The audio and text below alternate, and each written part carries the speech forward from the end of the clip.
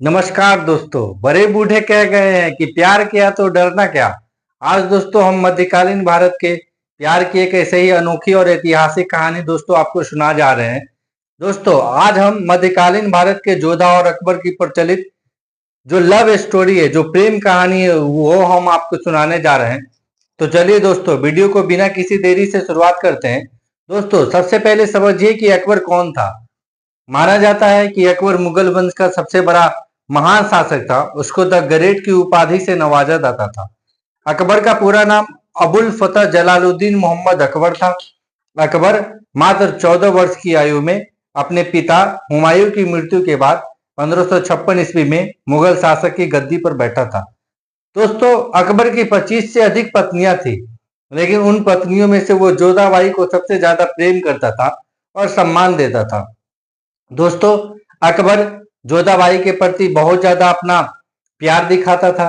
दोस्तों अकबर के बारे में कहा जाता है कि ये हमारे जो मुगल शासक थे उन मुगलों शासकों में से सबसे ये महान था।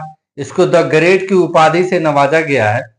अकबर 3 अक्टूबर 1605 ईस्वी को पेचिस नामक एक बीमारी से ग्रसित हो गया था और 27 अक्टूबर 1605 ईस्वी को इसी बीमारी के कारण इसकी मृत्यु हो गई थी। उसके मृत्यु के बाद अकबर को आगरा के सिकंदरा में दफनाया गया था। तो दोस्तों ये अकबर की एक कहानी थी। अगला जो हमारा पड़ाव है दोस्तों वो जोधा की कहानी से संबंधित है। दोस्तों जोधा जो थी उसका पूरा नाम हीर कुंवारी या हरकाबाई या जोधाबाई के रूप में इसका जन्म हुआ था। इसका जन्म भारमल कछवाहा जो एक राजपूत शासक थे इनके यहाँ हुआ था। जोधाबाई जयपुर की राजकुमारी भी थी।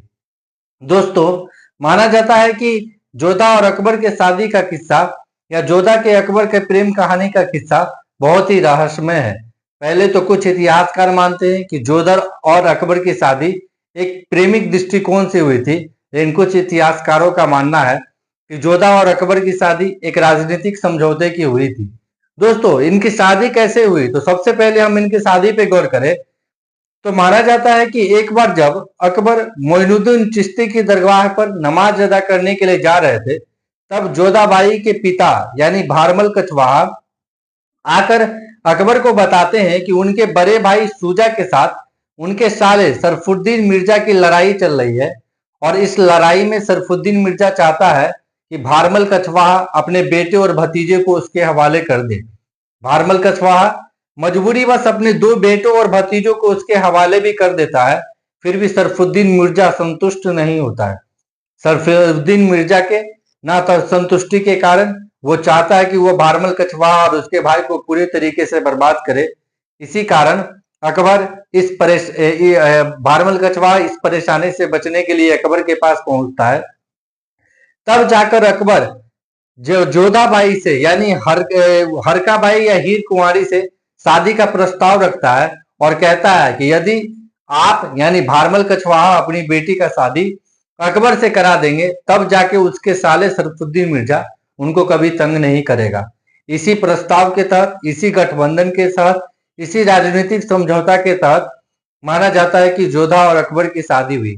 माना जाता है दोस्तों जब मोइनुद्दीन चिश्ती की दरगाह पर नमाज अदा करने के बाद जब अकबर राजस्थान के सांभर में एक शाही सैन्य शिविर में लौटा तो वहीं 6 फरवरी 1562 ईस्वी को जोधाबाई और अकबर की शादी हुई। दोस्तों शादी के बाद अकबर को यानी जोधा बहुत प्रिय लगी। जब जोधाबाई मुगल साम्राज्य में आई तो उसका नाम मरियम उज जमानी दिया गया। उनको यह टाइटल इसलिए दिया गया क्योंकि 30 अगस्त 1569 ईस्वी को जोधाबाई के पेट से गर्भ से पहले लड़के जहांगीर का जन्म हुआ था, जिसके कारण इससे खुश होकर अकबर ने उसको मरियम उज जमानी की टाइटल प्रदान की। दोस्तों माना जाता है कि जो मरियम उज जमानी यानी जो हमारी जोधाबाई थी, ये जोधाबाई सबसे लंबे समय तक रहने वाली मुगल महारानी थी। माना जाता है कि इनका कार्यकाल लगभग 43 वर्षों का था।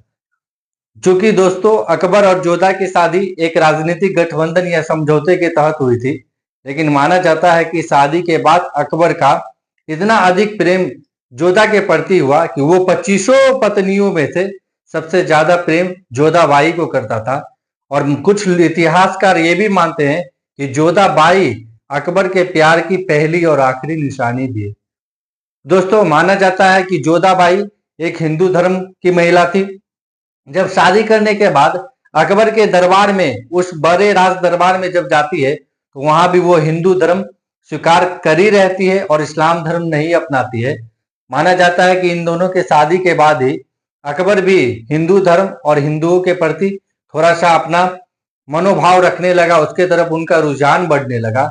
इसी कारण माना जाता है कि उन्होंने बाद में चलकर हिंदू धर्म में बहुत सारे सुधार किए, हिंदू धर्म वाले लोगों को बहुत सारे छूट भी दिए, जैसे कि तीर्थ यात्रा कर, आप पढ़े होंगे, जजिया कर उन्होंने बंद कर दी थी। इसके अलावा दोस्तों, माना जाता है कि अकबर उनके प्यार में, जोधाबाई के प्यार में इतना मोहित था कि वो अपने राज दरबार में एक उनको प्रथागत हिंदू संस्कार करने की अनुमति दे रखी थी। यानी जोधाबाई अपने वो शाही महल में हिंदू रीति रिवाज से पूजा पाठ सब कुछ करती थी। और कुछ इतिहासकार तो ये भी मानते हैं कि कभी कभार उन पूजा पाठ में अकबर खुद भी बैठ जाया करता था। ये उनके प्रेम कहानी है दोस्त। इसके अलावा दोस्त, माना जाता है कि जोधाबाई एक व्यापार कुशल महिला थी।